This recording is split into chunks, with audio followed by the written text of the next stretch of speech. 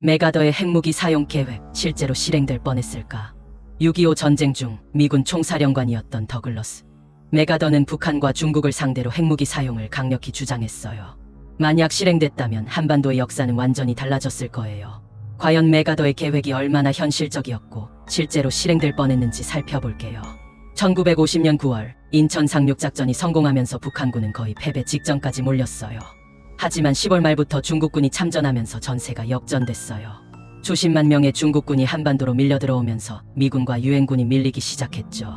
메가더는 중국이 개입하면 전쟁이 끝나지 않을 것이라며 중국 본토의 핵무기를 사용하자고 주장했어요.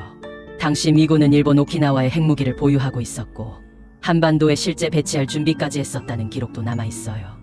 메가더는 압록강 일대에 핵폭탄 30에서 50개를 투하하면 중국군 보급로를 완전히 끊을 수 있다고 주장했어요. 하지만 미국 대통령이었던 해리 트루먼은 핵무기 사용에 반대했어요. 트루먼은 제2차 세계대전 때 일본의 핵폭탄을 투하한 후 국제적인 비난을 받았던 경험이 있었어요.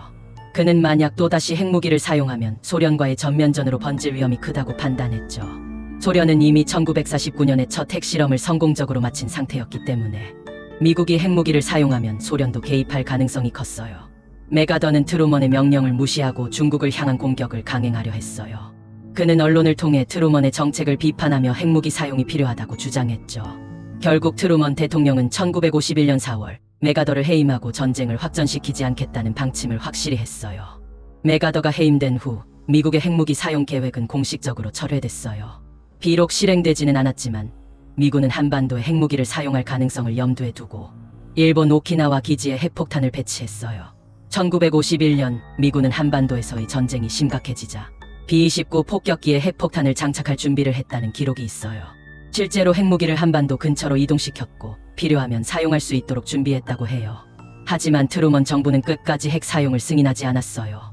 만약 메가더의 계획대로 한반도에서 핵무기가 사용됐다면 역사는 지금과 완전히 달라졌을 거예요. 핵폭탄이 압록강 지역에 떨어졌다면 북한뿐만 아니라 중국도 엄청난 피해를 입었을 거예요.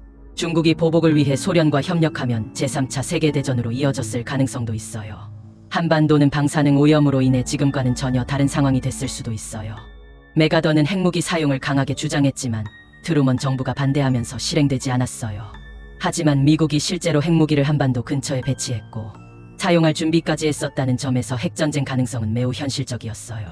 만약 실행됐다면 한반도뿐만 아니라 전 세계가 핵전쟁의 위기에 빠졌을 수도 있었던 위험한 순간이었죠. 영향은 복합적이며 정부와 기업이 전략적으로 대응할 필요가 있어요.